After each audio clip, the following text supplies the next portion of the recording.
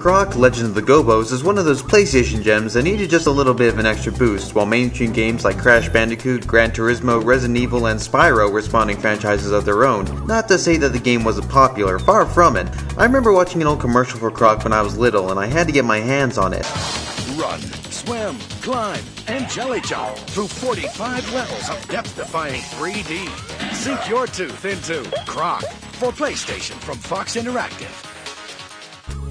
It's a multi-platform game that was published for other systems like the Sega Saturn, PC, and Game Boy Color, but it was mostly associated with PlayStation. The story is basically about a furry race of critters known as the Gobbos, led by their king Rufus as they encounter a baby crocodile that grows up fast and learns to walk like a human.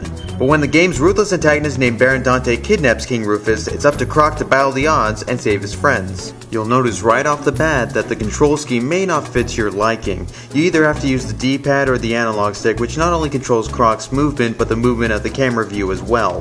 This can easily alter the gameplay when you're trying to avoid obstacles and get from point A to point B. Take the first boss battle for instance. You're supposed to run away from this character known as the Feeble until he tires out, and then you rush up and perform a tail whip attack, and then you have to repeat the process 2 more times. This wouldn't be so bad if moving around wasn't such a hassle. I kept dying the first couple times and I was seriously at war with my controller.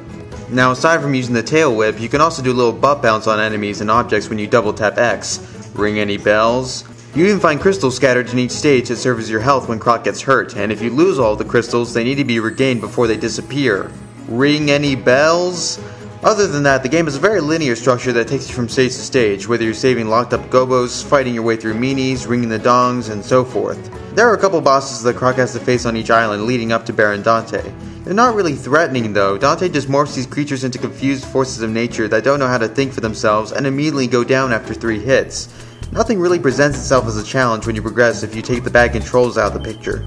If one thing stands out though, it's the music for sure. I can't get the game soundtrack out of my head, and I like all the different twists on the tunes when you go from such places like Ice Island to Desert Island.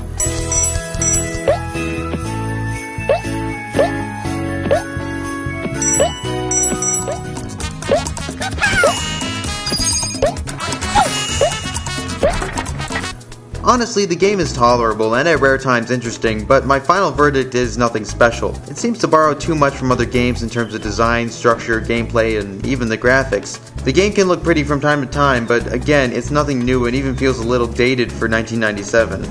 It bewilders me how Croc has become such an iconic name in the PlayStation world when it didn't seem like there was a whole lot of depth to the game or character. At the end of the day though, it isn't as bad as some people make it out to be, but you're better off playing games like Banjo-Kazooie. There was a sequel by the way, but maybe I'll save that one for another review. Have a good one.